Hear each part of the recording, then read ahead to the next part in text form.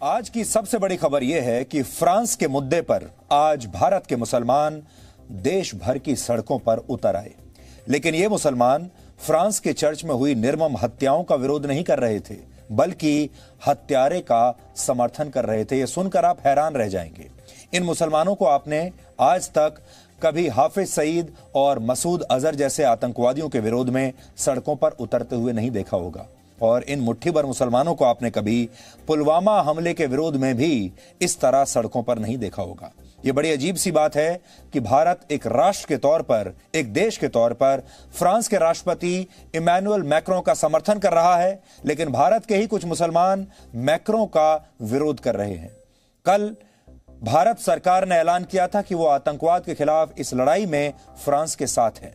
कल देश के प्रधानमंत्री नरेंद्र मोदी ने भी फ्रांस के एक मशहूर चर्च पर हुए आतंकवादी हमले की कड़े शब्दों में निंदा की थी। उन्होंने खुद ट्वीट किया था और कहा था कि घृणा से भरे ऐसे कामों को सही नहीं ठहराया जा सकता। कुल मिलाकर पूरा भारत कट्टरपंथ के खिलाफ फ्रांस की इस लड़ाई में फ्रांस के साथ खड़ा हुआ है। लेकिन हमारे ही देश के कुछ मुट्ठी भर मुसलमानों को यह बात पसंद नहीं आई और आज देश भर के अलग अलग शहरों में फ्रांस के खिलाफ यहां भारत में विरोध प्रदर्शन हो रहे हैं। सोचिए, फ्रांस हमारा मित्र देश है। फ्रांस के साथ भारत के बहुत अच्छे संबंध हैं। इस समय फ्रांस से हमने लड़ाकू विमान रफाल खरीदा है अभी हाल ही में, और उसी के खिलाफ हमारे देश में प्रदर्शन हो रहे हैं। इन विरोध प्रदर्शनों के दौरान कहीं पर भी उस हत्यारे का विरोध नहीं किया गया जिसने कल फ्रांस में एक महिला का गला काट दिया था और 2 लोगों की हत्या कर दी थी। सब जगह सिर्फ फ्रांस और फ्रांस के राष्ट्रपति इमैनुअल मैक्रों का विरोध किया गया, उनकी तस्वीर लगाई गई। आज हमने देश भर में हुए इन विरोध प्रदर्शनों की कुछ तस्वीरें आपके लिए इकट्ठा की हैं। इन तस्वीरों को देखकर एक बार के लिए तो आप खुद से ये सवाल जरूर पूछेंगे कि क्या ये भारत जैसे लोकतांत्रिक देश की ही तस्वीरें हैं। सबसे पहले आप मुंबई के भिंडी बाजार से आई ये तस्वीरें देखिए, जहां सड़कों पर फ्रांस के राष्ट्रपति के पोस्टर चिपका दिए गए थे। उनकी तस्वीरें सड़कों पर चिपका दी गई थी। इसका मकसद फ्रांस के राष्ट्रपति का अपमान करना था। सड़कों पर उनकी तस्वीर चिपकाकर लोग उसके ऊपर चल रहे हैं। देखिए, अपमान कर रहे हैं। गाड़ियां उनके ऊपर से गुजर रही हैं। सड़कों पर मैक्रों के पोस्टर्स इसलिए लगाए गए ताकि गाड़ियां, लोग और जानवर इनके ऊपर से होकर गुजरें। देखिए आप।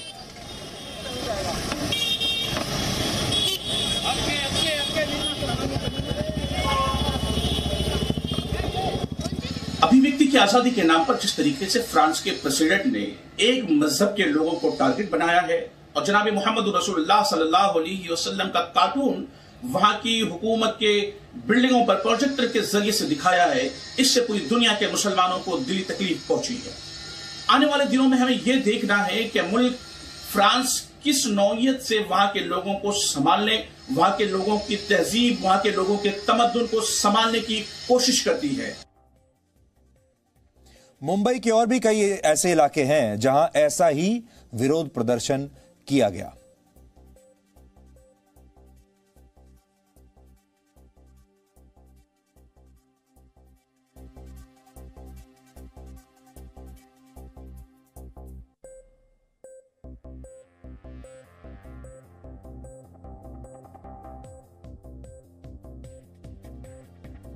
ये तस्वीरें हैं मुंबई की, और जहां आप देख सकते हैं शौचालयों में भी रातों रात फ्रांस के राष्ट्रपति की तस्वीरें लगा दी और उनका इस तरह अपमान किया जा रहा है। ये तस्वीरें शौचालय में लगाई गई हैं। अब आप सोचिए कितने योजनाबद्ध तरीके से ये काम किया गया होगा।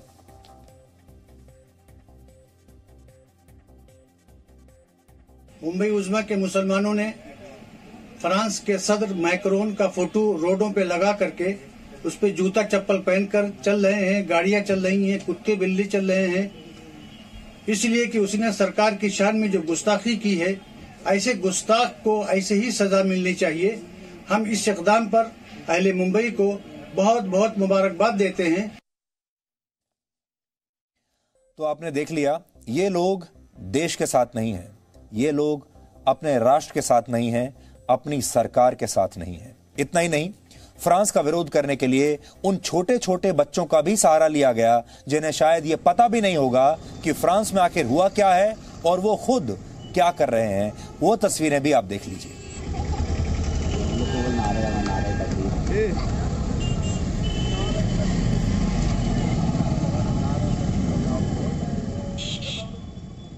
इसके अलावा मध्य प्रदेश की राजधानी भोपाल में कांग्रेस के विधायक आरिफ मसूद के नेतृत्व में हजारों लोगों की भीड़ ने फ्रांस के खिलाफ विरोध प्रदर्शन किया।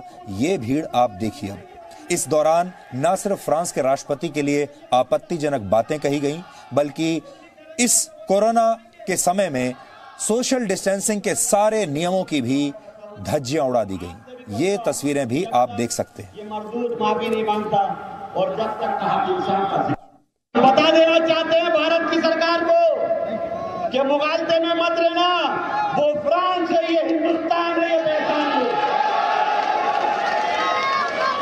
करोड़ों लोगों की आस्था के साथ तुम खिलवाड़ नहीं कर सकते। तुम्हें हमारे पैगाम को भेजना होगा। और आज हम जो फ्रांस के राजदूत को ज्ञापन दे रहे हैं, उस ज्ञापन के जरिए तुम्हें बताना होगा कि मुल्क हिंदुस्तान खड़ा हो चुका और ऐलान करता है कि नबी की गुस्ताखी, नबी की शान में गुस्ताखी हम बर्दाश्त नहीं करेंगे।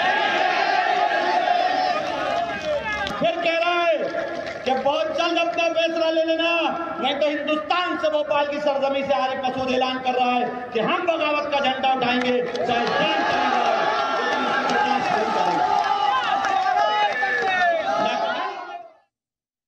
अब आप सोचिए, ये हेट स्पीच नहीं है तो और क्या है? और हेट स्पीच दिखाने के आरोप लगेंगे हम पर, जबकि हम हेट स्पीच को रिपोर्ट कर रहे हैं। हालांकि अब कांग्रेस के इस विधायक और प्रदर्शनों में हिस्सा लेने वाले 2000 लोगों के खिलाफ एफआईआर दर्ज कर ली गई है। आपके लिए शायद ये यकीन करना मुश्किल होगा कि ये तस्वीरें भारत के शहरों की हैं, लेकिन थोड़ा सब्र रखिए, क्योंकि ऐसी तस्वीरें आज भारत के लगभग हर कोने से आ रही हैं और इनमें से कुछ तस्वीरें तो और भी ज्यादा हैरान करने वाली हैं। अब आप उत्तर प्रदेश के अलीगढ़ की ये तस्वीरें देखिए, जहां न सिर्फ विरोध प्रदर्शन हुआ, बल्कि फ्रांस के राष्ट्रपति के लिए मौत की सजा के नारे भी खुलकर लगाए गए। इस तरह की प्रोटेस्ट निकाल के जो फ्रांस के जो भी प्रोडक्ट हैं, एमयू का कोई भी स्टूडेंट और एमयू को चाहने वाले वेल विशर्स और इस्लाम को चाहने वाले फ्रांस का अब ये कोई भी प्रोडक्ट यूज नहीं करेंगे। तेरी कबर खुदेगी, मैक्रोन तेरी कबर खुदेगी, मैक्रोन तेरी कबर खुदेगी, तो तेरा मेरा रिश्ता क्या? कटा देंगे, सर कटा देंगे, सर कटा देंगे। ला इलाहा इल्लल्लाह।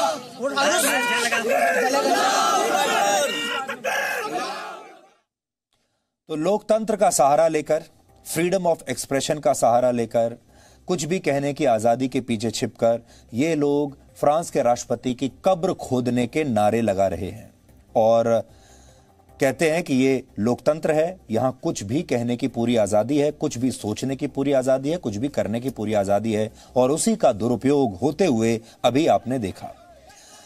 आपने ये भी देखा कि फ्रांस के प्रोडक्ट्स का जो बहिष्कार अभी तक दुनिया के कट्टर इस्लामिक देशों में शुरू हुआ था, उसकी आग अब भारत तक भी पहुंच गई है। अभी तक जो कट्टर इस्लामिक देश थे वही इस तरह की बातें कर रहे थे, लेकिन अब भारत में भी ये हो रहा है। ये लोग उस देश का विरोध कर रहे हैं जिसके साथ खड़े रहने का ऐलान भारत के प्रधानमंत्री ने कल किया था।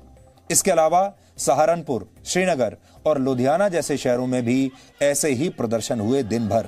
कहीं पर धार्मिक नारे लगाए गए, कहीं फ्रांस के झंडों को जलाया गया, तो कहीं फ्रांस के राष्ट्रपति के लिए अपशब्द कहे गए और कहीं आतंकवाद की निंदा किए जाने की बजाय दुनिया के सबसे सेकुलर देशों में से एक फ्रांस के खिलाफ अंतर्राष्ट्रीय कार्रवाई की मांग की गई।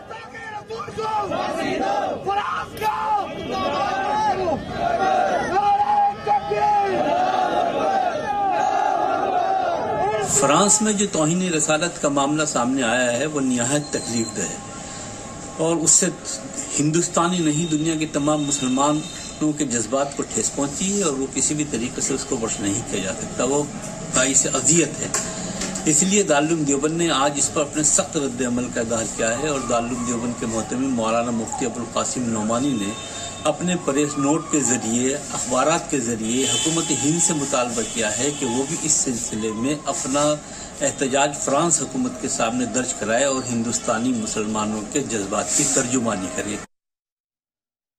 तो आपने देखा, ये भारत के मौलवी हैं, मुसलमानों के धर्म गुरु हैं और हम देश भर के उन शांति पसंद, अमन पसंद मुसलमानों से कहना चाहेंगे कि ये सारे धर्म गुरु और मौलवी आपको गलत सलाह दे रहे हैं, आपको गलत बातें बता रहे हैं।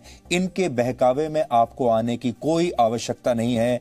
और इस्लाम में क्या कहा गया है इसके बारे में भी ये आपको कंफ्यूज करने की कोशिश कर रहे हैं, क्योंकि दुनिया का कोई भी धर्म हत्या को और आतंकवाद को सही नहीं ठहरा सकता। दुनिया में कोई भी व्यक्ति, फ्रांस में जो कुछ हुआ है उसे सही नहीं ठहराया जा सकता, सही नहीं ठहरा सकता। जो हत्याएं जिस तरीके से हुई हैं उसे बिल्कुल जायज नहीं ठहरा सकते हैं। और फ्रांस ने जो कुछ किया है वो अपने सेल्फ डिफेंस में अब किया है। फ्रांस दुनिया का सबसे बड़े धर्मनिरपेक्ष देशों में एक माना जाता है, उस पर कभी किसी ने इस मामले में सवाल नहीं उठाया। भारत में रहने वाले कुछ मुसलमानों ने आज जिस तर्ज पर फ्रांस का विरोध किया है, उसी तर्ज पर फ्रांस का विरोध बांग्लादेश, पाकिस्तान, टर्की, सऊदी अरब और इराक जैसे देशों में हो रहा है। अब आप अंदाजा लगा लीजिए कि भारत किस क्लब में है। अब ऐसा ही प्रदर्शन, जो तस्वीर आप देख रहे हैं, ये बांग्लादेश की राजधानी ढाका की है। आपको ऐसा लगेगा जैसे भारत की ही तस्वीरें हैं। भारत में भी ऐसा ही प्रदर्शन हो रहा है, बांग्लादेश में भी ऐसा ही हो रहा है।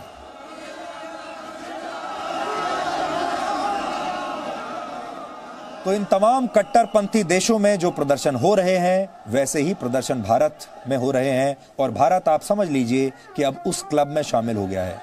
इन विरोध प्रदर्शनों के बावजूद फ्रांस ने कट्टर इस्लाम के खिलाफ अब कमर कस ली है, वो झुकने के लिए तैयार नहीं है। फ्रांस में और भी आतंकवादी हमलों की आशंका अब देखी जा रही है और इस आशंका को देखते हुए वहां पर सुरक्षा बढ़ा दी गई है। देश की सुरक्षा के लिए फ्रांस की सड़कों पर अब 7,000 से ज्यादा सैनिक उतार दिए गए हैं। फ्रांस में कोरोना वायरस के संक्रमण को रोकने के लिए दूसरी बार राष्ट्रीय स्तर पर लॉकडाउन किया गया है। लेकिन कल हुए आतंकवादी हमले में मारे गए लोगों को श्रद्धांजलि देने के लिए आज बड़ी संख्या में लोग फ्रांस में अपने घरों से निकले। इस बीच फ्रांस की पुलिस ने 47 वर्ष के एक और संदिग्ध को गिरफ्तार किया है और शुरुआती जांच में यह पता चला है कि यह संदिग्ध कल लोगों की हत्या करने वाले आतंकवादी के संपर्क में था। इस हत्यारे का नाम इब्राहिम इसोई है, जिसकी उम्र सिर्फ 21 वर्ष है। यह हत्यारा मूल रूप से ट्यूनीशिया का रहने वाला है और यह करीब 1 महीना पहले ही यूरोप आया था। यह आतंकवादी जब लोगों की हत्या करने के लिए चर्च में घुसा तो इसके पास कुरान की एक कॉपी भी थी, यानी कुरान हाथ में लेकर इस 21 साल के आतंकवादी ने हत्याएं की हैं। यह एक शरणार्थी है, ट्यूनीशिया नाम के एक देश से आया था और अब आप सोचिए, महीना भर पहले ही आया है और शरणार्थी बनकर आया है और शरणार्थी ने उसके बाद यहां आकर क्या किया। यह उस आतंकवादी की तस्वीर है, सिर्फ 21 साल का लड़का है। अब आप सोचिए किस हद तक 21 साल के इस लड़के का ब्रेन वॉश किया गया होगा और लगभग 1 महीना पहले यह यूरोप में पहुंचा था। आज फ्रांस के लोग ये सोचते होंगे कि इस लड़के को मदद करने के लिए एक शरणार्थी के तौर पर, ताकि ये अपना जीवन ठीक से जी सके, इसलिए फ्रांस में आने की इजाजत दी होगी और इसने क्या किया।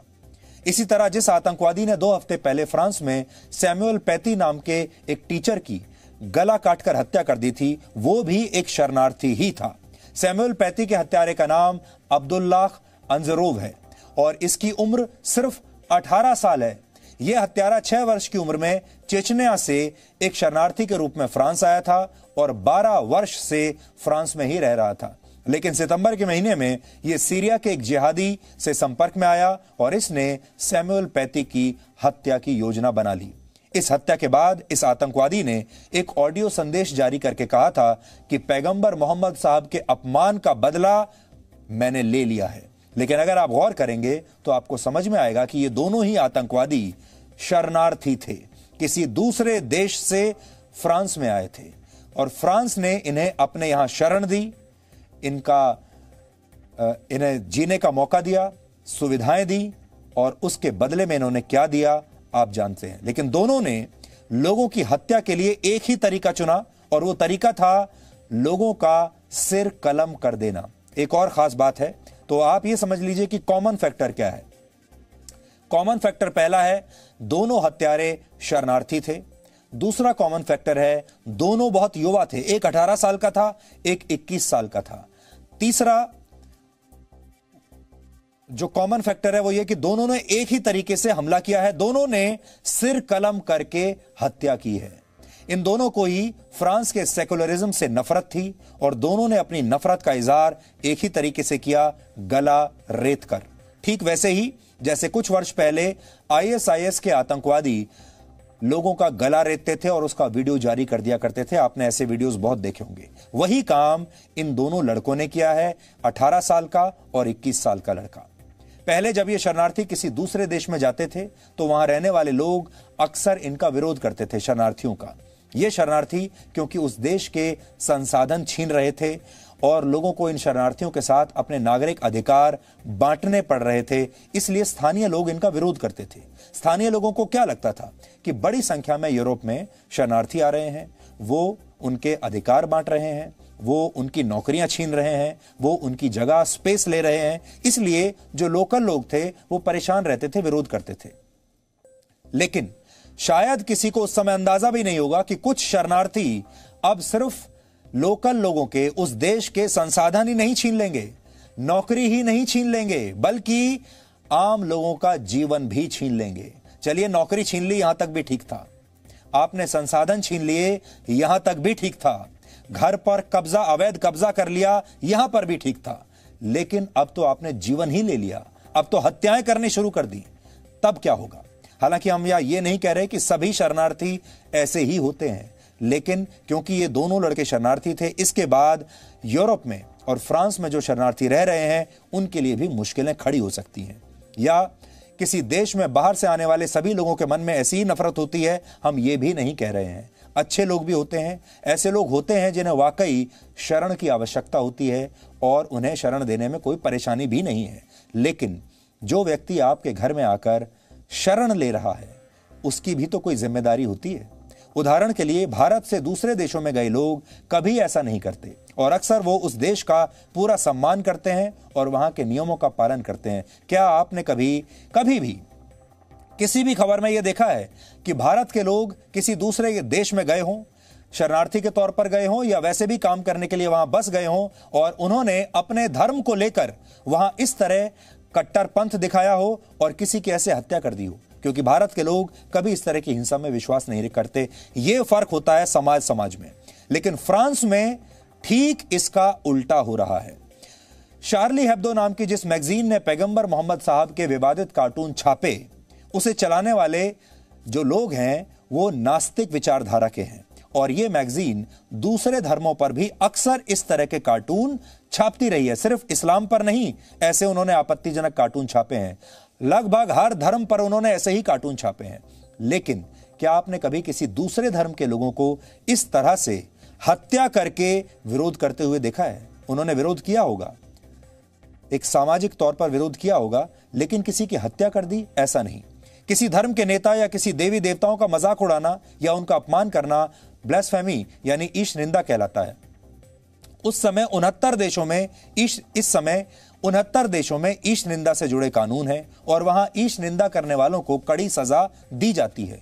6 देशों में तो ईश निंदा करने वालों को मौत की सजा तक देने का प्रावधान है। लेकिन फ्रांस में ऐसा नहीं है। जो लोग फ्रांस में इस नाम पर लोगों का खून बहा रहे हैं वो बार बार ये भूल जाते हैं कि फ्रांस एक पूरी तरह से सेकुलर देश है और वहां संविधान को धर्म से ज्यादा महत्व दिया जाता है। वैसे भी ईश निंदा करने पर किसी को मौत की सजा देने की बात किसी भी धर्म में नहीं कही गई है। और अगर कोई धर्म आपको ऐसा सिखा रहा है, इसीलिए हमने आपको कहा, कोई धर्मगुरु ऐसा सिखा रहा है, कोई नेता ऐसा सिखा रहा है, तो वो आपको गलत रास्ते पर ले जा रहा है।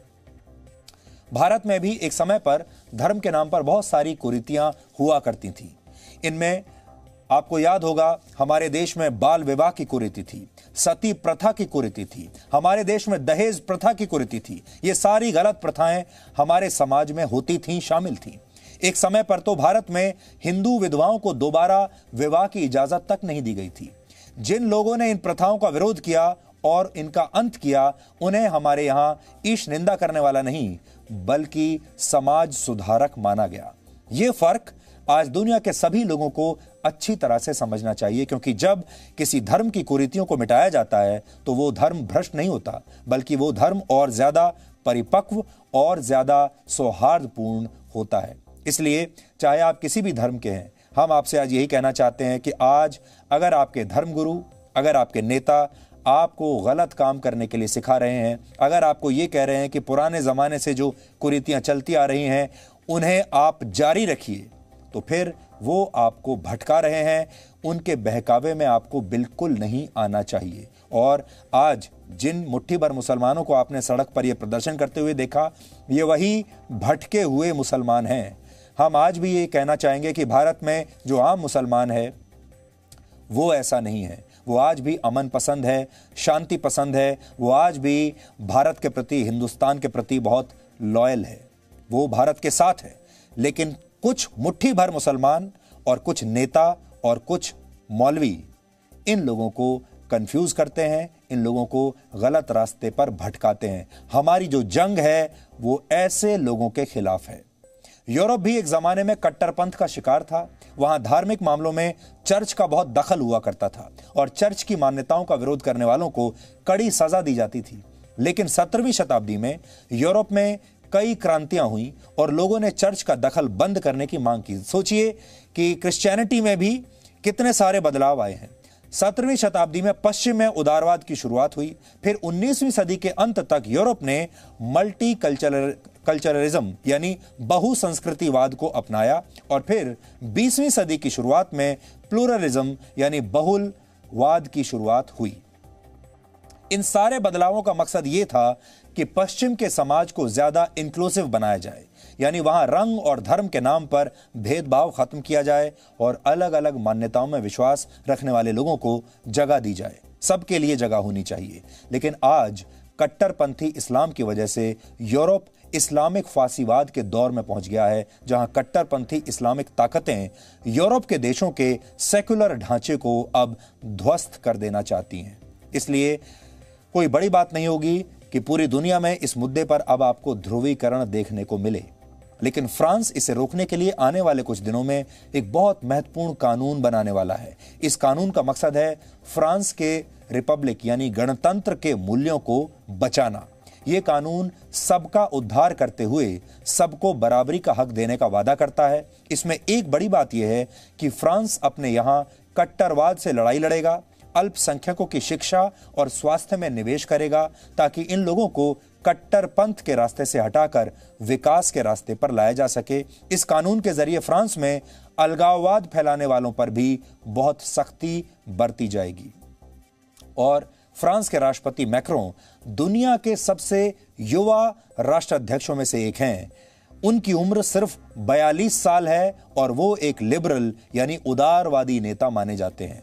नए कानून के जरिए मैक्रों अपने देश की व्यवस्था को बदलना चाहते हैं। उनका मकसद है कि जो धर्म के नाम पर लोगों को भड़काते हैं और नफरत फैलाते हैं उन्हें कड़ी सजा मिले, और जो लोग सच में धर्म पर विश्वास रखते हैं और सही रास्ते पर चलना चाहते हैं उन्हें कोई समाज में परेशानी ना हो।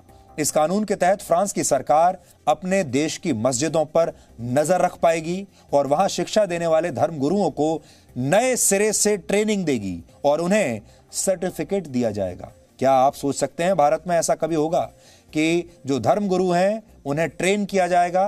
फ्रांस में कैसा इस्लाम चलेगा उस पर ट्रेनिंग होगी और वैसा ही इस्लाम पढ़ाया जाएगा। कुल मिलाकर मैक्रों के फ्रांस में इस्लाम का फ्रेंच संस्करण विकसित किया जाएगा जिसमें फ्रांस के धर्मनिरपेक्षता के मूल्य शामिल होंगे और फ्रांस के मुसलमानों को वहाबी और कट्टरपंथी सोच का शिकार होने से बचाया जाएगा। और अगर आप उस सोच में विश्वास करते हैं तो फिर फ्रांस में आपके लिए कोई जगह नहीं होगी। और आज हम ये बात इसलिए आप सबसे कह रहे हैं कि समय आ गया है कि भारत को भी अब अपने देश में ऐसा ही कानून लाना चाहिए। हम लंबे समय से यूनिफॉर्म सिविल कोड की बात कर रहे हैं, ये बिल्कुल सही समय है। मैक्रों एक नेता के तौर पर दुनिया भर के लिए मिसाल बन सकते हैं, क्योंकि वो बिना किसी से धार्मिक आज़ादी छीने अपने देश के लोगों को ज़्यादा सुरक्षित और ज़्यादा सेकुलर माहौल देने की कोशिश कर रहे हैं, और अपना ये उद्देश्य हासिल करने के लिए वो इस्लाम की कट्टरपंथी ताकतों से टकराने के लिए पूरी तरह तैयार हैं। 42 साल के इस युवा नेता ने पूरी दुनिया को जो रास्ता दिखाया है, हम उसका पूरा समर्थन करते हैं। और आज इस युवा राष्ट्रपति ने, इस युवा नेता ने यह बता दिया है कि दुनिया को आगे चलकर इस कट्टरपंथी सोच से कैसे निपटना होगा। सोचिए, हमारे पूरी दुनिया में एक से एक तजुर्बेकार नेता बैठे हुए हैं हर देश में, लेकिन इस युवा नेता ने इन सारे नेताओं के मुकाबले एक लीड ले ली है। भारत में जिस यूनिफॉर्म सिविल कोड को लागू करने की मांग हो रही है, वो भी इसी तरह से देश के सभी नागरिकों को समानता का अधिकार देगा। अगर यूनिफॉर्म सिविल कोड लागू हो गया तो धार्मिक आजादी के नाम पर भारत में चलने वाले अलग अलग धार्मिक कानून समाप्त हो जाएंगे, और संविधान ने नागरिकों को बराबरी देने का जो वादा किया था, वो वादा 70 साल के बाद ही सही अब कहीं जाकर पूरा हो जाएगा। हालांकि भारत में यूनिफॉर्म सिविल कोड अब भी बहुत दूर है। फ्रांस तो करके दिखा देगा, लेकिन हमें लगता है भारत को भी बहुत समय लगेगा। और एक और बड़ी बात आप सोचिए, चीन ने भी अपने यहां इस्लाम का एक चाइनीज संस्करण लागू करके रखा है।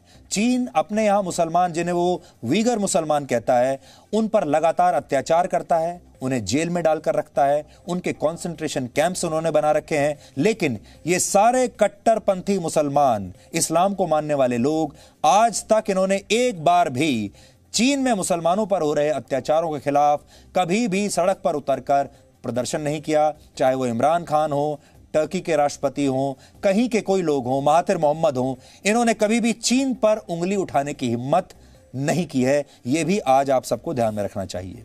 लेकिन अगर भारत चाहे तो फ्रांस के नए कानून को एक टेम्पलेट मानकर यूनिफॉर्म सिविल कोड की नींव रख सकता है। और जैसा हमने आपसे कल कहा था, आज के दौर की सबसे बड़ी जरूरत यही है, लोकतांत्रिक देशों में संविधान को धर्म से ज्यादा महत्व दिया जाए और लोग पहले संविधान की कसम खाएं और फिर अपने अपने धर्म का पालन करें।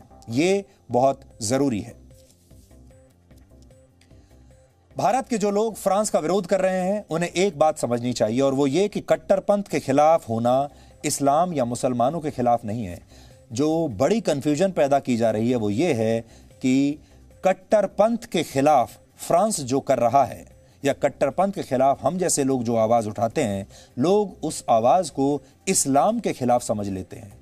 हमारी आवाज इस्लाम के खिलाफ नहीं है, हमारी आवाज कट्टरपंथ के खिलाफ है। और कट्टरपंथ और इस्लाम एक नहीं है। कट्टरपंथ अलग है, इस्लाम धर्म अलग है। फ्रांस की जो लड़ाई है, ये इस्लाम के खिलाफ नहीं है, ये कट्टरपंथ इस्लाम के खिलाफ है। अगर इसमें से कट्टरपंथी हट जाएंगे तो सब ठीक हो जाएगा। ये पूरी कवायद कट्टरपंथियों को हटाने की है।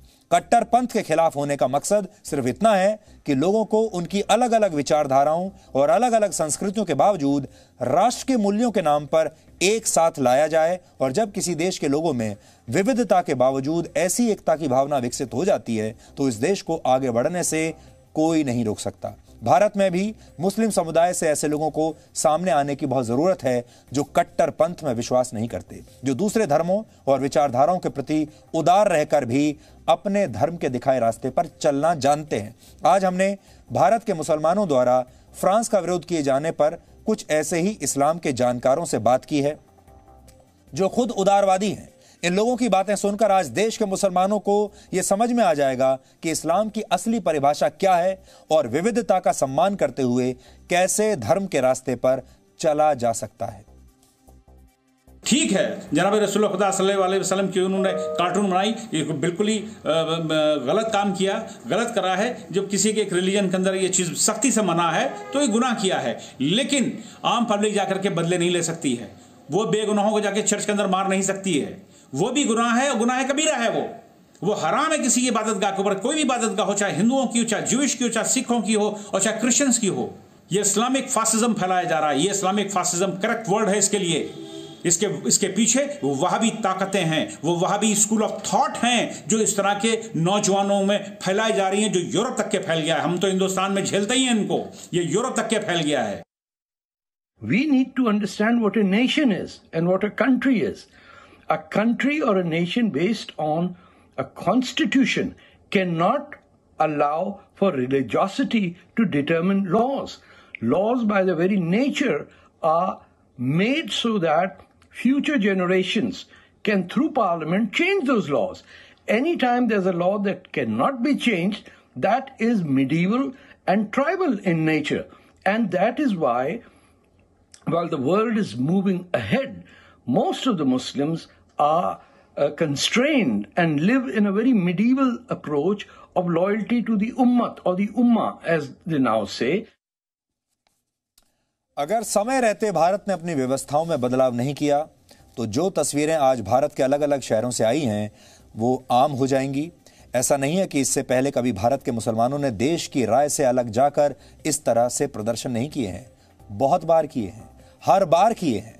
आप खुद सोचिए, जब कभी भारत की टीम पाकिस्तान से वर्ल्ड कप में हार जाती है तो हमारे देश के कुछ लोग पटाखे क्यों जलाते हैं, खुशियां क्यों मनाते हैं? जब कोई बड़ा आतंकवादी हमला होता है तो कुछ मुट्ठी भर लोग ऐसे होते हैं जो खुशियां मनाते हैं। उदाहरण के तौर पर भारत के कुछ मुसलमान चीन का खुलकर समर्थन करते हैं, और वो भी तब जब चीन खुद अपने यहां रहने वाले वीगर मुसलमानों पर अत्याचार करता है। सवाल है, क्यों करते हैं? भारत इजराइल का समर्थन करता है जबकि भारत के ज्यादातर मुसलमान फिलिस्तीन का समर्थन करते हैं। भारत के ज्यादातर लोग एनआरसी नए नागरिकता कानून के समर्थन में हैं, लेकिन भारत के कई मुसलमानों को इन दोनों ही व्यवस्थाओं से तकलीफ है, वो इसका भी विरोध करते हैं। भारत के कुछ मुसलमान तब खुश होते हैं, जश्न मनाते हैं जब भारत क्रिकेट मैच में पाकिस्तान से हारता है। अब आपको याद होगा, कुछ लोग हैं जो जश्न मनाते हैं जब पाकिस्तान के साथ युद्ध में भारत का कोई फाइटर जेट गिरा दिया जाता है, जब हमारे किसी पायलट को पाकिस्तान में पकड़ लिया जाता है। तब भी आपको याद होगा, फेसबुक पर, व्हाट्सएप पर, सोशल मीडिया पर आपको बहुत सारे ऐसे संदेश मिलते हैं जहां खुशियां मनाई जा रही होती हैं। ये लोग कौन हैं? इन लोगों की संख्या कितनी है? ये लोग क्या चाहते हैं? और अगर जो ये चाहते हैं उसके बावजूद भी ये भारत में ही रहना चाहते हैं। ये मुट्ठी भर लोग, आप कभी नोट कीजिएगा, कभी भी हाफिज सईद जैसे आतंकवादियों के विरोध में सड़कों पर नहीं उतरते। पुलवामा में जब आतंकवादी हमला हुआ और ये हमला करने वाले मसूद अजहर के पोस्टर्स कभी नहीं जलाते, उसकी तस्वीरों को जूते कभी नहीं मारते। आपने शायद ही कभी इन मुट्ठी भर लोगों को इन आतंकवादियों का विरोध करते हुए देखा होगा, लेकिन इतनी बड़ी तादाद में फ्रांस का विरोध करने के लिए ये लोग सड़कों पर उतर आते हैं। भारत के लिए कभी नहीं उतरे होंगे। इसलिए अब समय आ गया है कि ये सब रोकने के लिए एक रेखा खींची जाए। लक्ष्मण रेखा की हम बात तो बहुत करते हैं। लक्ष्मण रेखा हमारा पसंदीदा शब्द है। हर जगह लक्ष्मण रेखा का इस्तेमाल हम करते हैं, लेकिन लक्ष्मण रेखा का पालन कोई नहीं करता। और इस रेखा का उल्लंघन करने वालों को सजा हो, यह रेखा ये सुनिश्चित करे कि किसी का सिर कलम करना कबूल नहीं किया जाएगा, आतंकवाद स्वीकार नहीं किया जाएगा, सिर्फ इसलिए कि किसी की धार्मिक भावनाएं आहत हो गई हैं और इस बात पर लोगों का खून बहा दिया जाए, इसे बर्दाश्त नहीं किया जाएगा। एक रेखा, एक लाइन तो आज आपको खींचनी ही पड़ेगी, और वो लाइन यहां से शुरू हो सकती है कि आतंकवाद का समर्थन किसी कीमत पर नहीं, किसी की हत्या का समर्थन किसी कीमत पर नहीं। जब तक ये लाइन नहीं खींची जाएगी तब तक समाज को जोड़े रखने वाली लक्ष्मण रेखा का उल्लंघन हर रोज, हर मिनट, हर सेकंड ऐसे ही होता रहेगा। अब आपको एक आंकड़ा दिखाते हैं आतंकवाद से जुड़ा हुआ। यह आंकड़ा वर्ष 1970 से वर्ष 2017 के बीच दुनिया भर में हुए आतंकवादी हमलों का है, और इसके मुताबिक इस दौरान पूरी दुनिया में 1,81,000 से ज्यादा आतंकवादी हमले हुए हैं, और इनमें से 60% 11 सितंबर 2001 के दिन अमेरिका में हुए अब तक के सबसे बड़े आतंकवादी हमले के बाद हुए हैं, यानी 9/11 के बाद हुए हैं। ये आंकड़े 2017 तक के हैं, लेकिन पिछले 3 वर्षों में भी दुनिया में हजारों आतंकवादी हमले हो चुके हैं, और अगर आप इसका औसत निकालेंगे तो पता चलेगा पिछले 50 वर्षों में दुनिया में हर दिन 5 आतंकवादी हमले हुए हैं। इन हमलों को न रोके जाने की वजह, सबसे बड़ी वजह यह है कि दुनिया के देश और संयुक्त राष्ट्र जैसी संस्थाएं अब तक आतंकवाद की परिभाषा तक तय नहीं कर पाई हैं। कुछ लोगों के लिए वो व्यक्ति आतंकवादी होता है जो दूसरों के लिए, कुछ के लिए आतंकवादी होता है और दूसरों के लिए फ्रीडम फाइटर बन जाता है। जो खबर किसी के लिए सच होती है दूसरों के लिए हेट न्यूज़ में बदल जाती है। एक कमरे में बैठकर कुछ लोग इन तमाम परिभाषाओं को तय करते हैं और इसका नतीजा दुनिया भुगतती है। यही बात तमाम समस्याओं की जड़ में है। इसे समाप्त किए बगैर किसी भी देश और उसकी व्यवस्थाओं को बदला नहीं जा सकता। इसीलिए हम कह रहे हैं कि अब समय आ गया है। पश्चिम के देश समझ चुके हैं। आपको याद होगा कुछ वर्ष पहले तक भारत आतंकवाद का शिकार सबसे बड़ा देश हुआ करता था। हम हर जगह जाते थे, आतंकवाद का मुद्दा उठाते थे और कोई हमारी बात नहीं सुनता था। ना अमेरिका सुनता था, ना यूरोप के देश सुनते थे, ना संयुक्त राष्ट्र आतंकवाद के बारे में हमारी बात सुनता था। और तब हम लगातार ये बात कहते थे कि आतंकवाद आज हमें परेशान कर रहा है, लेकिन एक दिन ये आतंकवाद आपके दरवाजे तक पहुंच जाएगा। ये आतंकवाद आपके दरवाजे पर जिस दिन दस्तक देना शुरू कर देगा, जिस दिन आपके लोग इस आतंकवाद से मरने लगेंगे, उस दिन आपको इसके बारे में समझ में आएगा। उस दिन आपको कट्टरपंथी सोच क्या होती है ये बात समझ में आएगी। अमेरिका के पास उनके देश में 9/11 हुआ, उस दिन उन्हें समझ में आया कि कट्टरपंथी सोच क्या होती है, आतंकवाद क्या होता है। पहली बार उस दिन समझे थे। और यूरोप में फ्रांस जैसे देश जो लगातार दिल खोलकर अपने दरवाजे खोलकर खड़े रहते थे शरणार्थियों के लिए और कहते थे कि आप आइए, हम हर किसी को शरण देंगे। फ्रांस जैसे देश, जर्मनी जैसे देश, स्वीडन जैसे देश ये खुलकर शरणार्थियों को अपने यहां लेते थे। अब जब इनके दरवाजों को तोड़कर शरणार्थी इनके घरों में घुस आए और खुलकर हत्याएं कर रहे हैं, अब इनको समझ में आया है कट्टरपंथ क्या होता है, आतंकवाद क्या होता है। लेकिन भारत में और इन देशों में फर्क यह है कि इन देशों ने तुरंत बिना समय बर्बाद किए अपनी व्यवस्था में बदलाव कर लिया। लेकिन भारत इतने वर्षों तक यह मुद्दा उठाने के बावजूद अपनी इंटरनल सिक्योरिटी तो ठीक कर पाया, लेकिन उसने ना तो अपने कानूनों में कोई बदलाव किया है, ना अपने समाज में कोई बदलाव किया है, ना संविधान में कोई बदलाव किया है, जो कि बहुत जरूरी है। इस मामले में भारत जैसे देश फ्रांस से हमेशा पीछे थे, अमेरिका से हमेशा पीछे थे और आज भी पीछे ही रहेंगे। कट्टरपंथ का विरोध कैसे किया जाता है, इसकी एक तस्वीर आज जम्मू कश्मीर के कुलगाम से आई है, जहां कल आतंकवादियों ने बीजेपी के 3 नेताओं की हत्या कर दी थी। आज जब बीजेपी नेताओं का जनाजा निकला तो उसमें कुलगाम के हजारों लोग शामिल थे। ये हजारों लोग आतंकवादी हमले के विरोध में इकट्ठा हुए थे। सोचिए, कश्मीर में आतंकवाद का विरोध हो रहा है। यह है बदलते भारत की तस्वीर। आप इसे बदलते कश्मीर की एक शुभ तस्वीर कह सकते हैं। और देश के तमाम मुसलमान चाहें तो इन तस्वीरों से सबक सीख सकते हैं और सही को सही और गलत को गलत कहने की हिम्मत दिखा सकते हैं।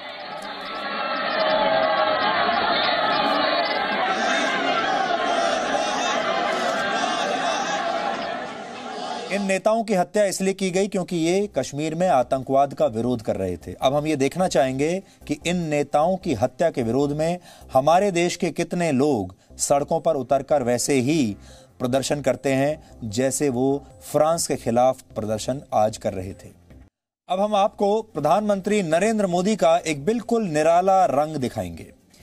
वो आजकल 2 दिन के गुजरात दौरे पर हैं और आज उन्होंने नर्मदा जिले के केवड़िया में आरोग्य वन, चिल्ड्रंस न्यूट्रिशन पार्क, एकता मॉल और सरदार पटेल ज़ूलॉजिकल पार्क का उद्घाटन किया। कई घंटे तक चले इन कार्यक्रमों के दौरान प्रधानमंत्री मोदी आज बिल्कुल अलग ही रंग में नजर आ रहे थे।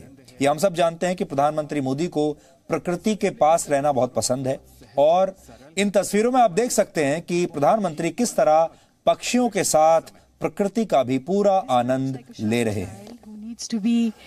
Gently nudged towards a visitor, and once they make friends, then a conversation is definitely going to ensue. बड़ा दिलचस्प दृश्य है कि कुछ जो मेजबान हैं वो नए मेहमान का स्वागत कर रहे हैं और कुछ भोजन के अलावा उन्हें कुछ नजर नहीं आ रहा। पृष्ठभूमि में काफी बड़ी संख्या में जो निवासी हैं, अपने आप में बहुत ही मनमोहक नजारा और प्रधानमंत्री पूरा आनंद लेते हुए।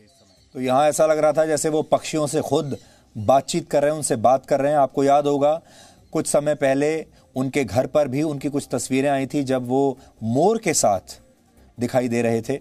और आज उन्होंने पक्षियों के इस पार्क में शांति के प्रतीक सफेद कबूतरों को भी उड़ाया। And we know that parrots can talk in human voices. Had we waited a little longer, well, these are doves, actually a symbol of peace in the world. These beautiful sights. Jungle safari से एकता का संदेश और उसके साथ शांति का स्वर। और जंगल safari का जायजा लेते समय प्रधानमंत्री ने आज टाइगर और लेपर्ड को भी बहुत करीब से देखा। केवड़िया में इन सभी जगहों को सरदार वल्लभ भाई पटेल की स्टैच्यू ऑफ यूनिटी के आसपास डेवलप किया गया है और प्रधानमंत्री मोदी पहले भी कह चुके हैं कि वो स्टैच्यू ऑफ यूनिटी को दुनिया के सबसे मशहूर पर्यटक स्थल बनाना चाहते हैं। पर्यटकों को लुभाने के लिए यहाँ आरोग्य वन भी है, जहाँ आप प्रकृति से जुड़कर स्वस्थ रहने के पारंपरिक तरीके जान सकते हैं, सीख सकते हैं। और एकता मॉल में जब आप जाएंगे तो वहां आत्मनिर्भर भारत की झलक आपको दिखेगी। भारतीय टेक्सटाइल और हैंडीक्राफ्ट्स की विविधता यहां आपको बहुत अच्छी लगेगी, पसंद आएगी। केवड़िया में प्रधानमंत्री के पूरे कार्यक्रम की तस्वीरों का हमने आज एक बेहतरीन तस्वीरों को एक साथ रखा है ताकि आप देख सकें कि आज क्या क्या हुआ। ये देखिए।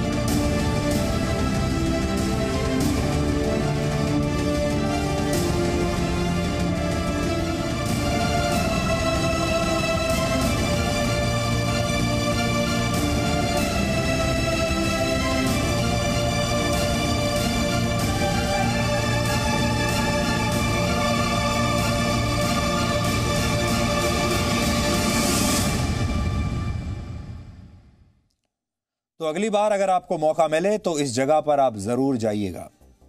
आज भारत एक परमाणु शक्ति संपन्न देश है और इसकी वजह है हमारे देशभक्त वैज्ञानिक, जिनके बारे में हम शायद कभी बात नहीं करते।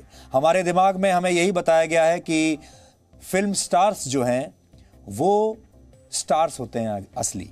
उनके इंटरव्यूज हम पढ़ना चाहते हैं, उनसे बात करना चाहते हैं, फोटो खिंचवाना चाहते हैं उनके साथ। क्रिकेटर्स को भी हमारे देश में स्टार्स का दर्जा दिया गया है, लेकिन कभी आपने सोचा है कि हमारे देश में वैज्ञानिकों को हमने वो दर्जा क्यों नहीं दिया? आज ही के दिन वर्ष 1909 में डॉक्टर होमी जहांगीर भाभा का जन्म मुंबई में हुआ था। जिस समय भारत में लोग परमाणु ऊर्जा के बारे में जानते तक नहीं थे, किसी को कोई आइडिया नहीं था, उस दौर में डॉक्टर भाभा ने भारत को परमाणु शक्ति संपन्न राष्ट्र बनाने का एक बहुत मुश्किल सपना देखा था। आज परमाणु शक्ति के मामले में भारत जहां खड़ा है उसकी नींव डॉक्टर भाभा ने ही रखी थी। इसलिए उन्हें भारत के परमाणु ऊर्जा कार्यक्रम का जनक कहा जाता है। भारत की आजादी से पहले मार्च 1944 में उन्होंने भारत में न्यूक्लियर रिसर्च प्रोग्राम्स की शुरुआत कर दी थी। सोचिए, आजादी का इंतजार नहीं किया उन्होंने। वर्ष 1945 में Tata institute of fundamental research के गठन के साथ ही भारत में न्यूक्लियर रिसर्च की शुरुआत हो गई थी और डॉक्टर भाभा इस इंस्टीट्यूट के पहले डायरेक्टर थे। डॉक्टर होमी जहांगीर भाभा को भारत के न्यूक्लियर प्रोग्राम का जनक माना जाता है क्योंकि वो देश के दो बड़े शोध संस्थानों Tata institute of fundamental research और ट्रॉम्बे एटॉमिक एनर्जी एस्टेब्लिशमेंट के संस्थापक थे। वर्ष 1966 में एक विमान दुर्घटना में उनकी मृत्यु के बाद ट्रॉम्बे में स्थित एटॉमिक सेंटर का नाम उनके नाम पर भाभा एटॉमिक रिसर्च सेंटर रखा गया था। भारत के महान वैज्ञानिक डॉक्टर होमी जहांगीर भाभा ने वर्ष 1965 में कहा था, अगर उन्हें मौका मिले तो वो सिर्फ 18 महीने में परमाणु बम बना सकते हैं। ऐसा उन्होंने 1965 में कहा था। ये बात हमने आपको इसलिए बताई ताकि आप समझ सकें कि डॉक्टर भाभा कितने महान वैज्ञानिक थे, उनकी क्षमता क्या थी और वो कितना बड़ा सपना देखते थे, कितना बड़ा काम कर सकते थे। लेकिन इसके ठीक 1 साल बाद वर्ष 1966 में फ्रांस में हुए एक विमान हादसे में देश ने अपने इस महान वैज्ञानिक को खो दिया। कुछ एक्सपर्ट्स आज भी ये मानते हैं कि यह विमान दुर्घटना एक अंतर्राष्ट्रीय साजिश थी। उस वक्त दुनिया के कई देश भारत के परमाणु कार्यक्रम को रोकना चाहते थे। इसलिए बहुत लोगों का यह मानना है कि यह दुर्घटना नहीं थी, बल्कि डॉक्टर भाभा को उनकी हत्या करने की एक साजिश थी। डॉक्टर भाभा भारत के सबसे छोटे अल्पसंख्यक समुदाय से आते हैं। वो पारसी समुदाय से आते थे। आज आपको यह भी सोचना चाहिए, सीखना चाहिए, सबसे छोटा अल्पसंख्यक समुदाय है पारसी समुदाय, और आज उनके समुदाय के सिर्फ 69,000 लोग ही भारत में बचे हैं। 69,000 लोग केवल। पारसी समुदाय के लोग एक जमाने में ईरान से भागकर भारत आए थे, लेकिन इस समुदाय के लोगों ने कभी भी भारत पर अतिक्रमण नहीं किया, बल्कि भारत के इतिहास में ऐसे कई पारसी रहे हैं जिन्होंने भारत को दुनिया की एक बड़ी शक्ति बनाने के लिए बहुत मेहनत की, और डॉक्टर भाभा उन्हीं में से एक थे। 18 मई 1974 भारत का पहला परमाणु परीक्षण।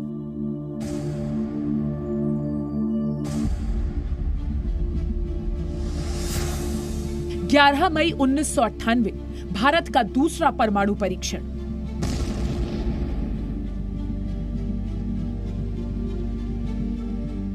ये वो तारीखें हैं जब एक परमाणु धमाके की गूंज के साथ दुनिया ने भारत की शक्ति को महसूस किया। 18 मई 1974 को भारत ने पहली बार परमाणु परीक्षण किया था। लेकिन भारत के वो महान वैज्ञानिक जिन्होंने भारत को परमाणु शक्ति संपन्न बनाने का सपना देखा और भारत में परमाणु तकनीक की नींव रखी, वो 8 वर्ष पहले ही दुनिया को छोड़ चुके थे। Father of Indian nuclear programme यानी भारत के परमाणु कार्यक्रम के जनक कहे जाने वाले डॉक्टर होमी जहांगीर भाभा का निधन आज से करीब 54 वर्ष पहले 24 जनवरी 1966 को फ्रांस के मोब्लॉ में एक प्लेन क्रैश में हुआ था। डॉक्टर होमी जहांगीर भाभा की संदिग्ध मौत से भारत के परमाणु कार्यक्रम को बड़ा झटका लगा। माना जाता है कि कुछ विदेशी ताकतें ये नहीं चाहती थी कि भारत परमाणु तकनीक का विकास करे, इसलिए एक साजिश के तहत डॉक्टर होमी जहांगीर भाभा को प्लेन क्रैश में मरवा दिया गया।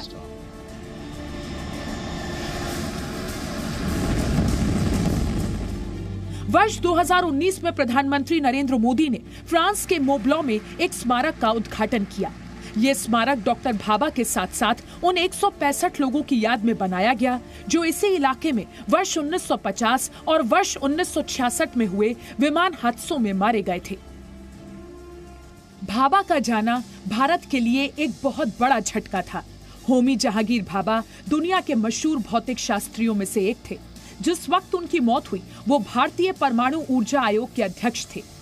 विज्ञान और तकनीक की दुनिया में होमी जहांगीर भाभा का कद कितना बड़ा था, ये आप इन तस्वीरों को देखकर समझ सकते हैं, जिसमें दुनिया के महानतम वैज्ञानिक एल्बर्ट आइंस्टाइन और होमी जहांगीर भाभा साथ मौजूद हैं। वैसे इन दोनों ही विमान हादसों की कोई साफ साफ वजह आज तक सामने नहीं आ सकी है, लेकिन वर्ष 1966 में क्रैश हुए बोइंग 707 के बारे में कहा जाता है कि विमान का पायलट उस वक्त जिनीवा एयरपोर्ट को अपनी सही पोजीशन बताने में नाकाम रहा था और विमान दुर्घटनाग्रस्त हो गया। इन हादसों में दिवंगत हुए लोगों को सम्मान तो मिला है, लेकिन डॉक्टर भाभा की मौत के रहस्य से पर्दा उठना आज भी बाकी है। ब्यूरो रिपोर्ट, जी मीडिया।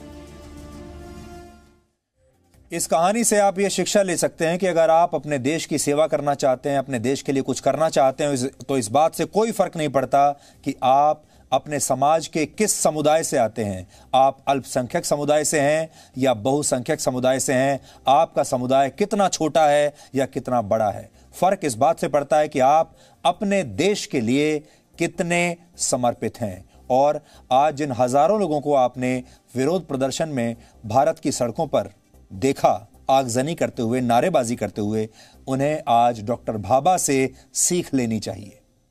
और अब आज का सवाल, आज आपको यह बताना है कि किस मशहूर गजल गायिका को मल्लिका-ए गजल कहा जाता है।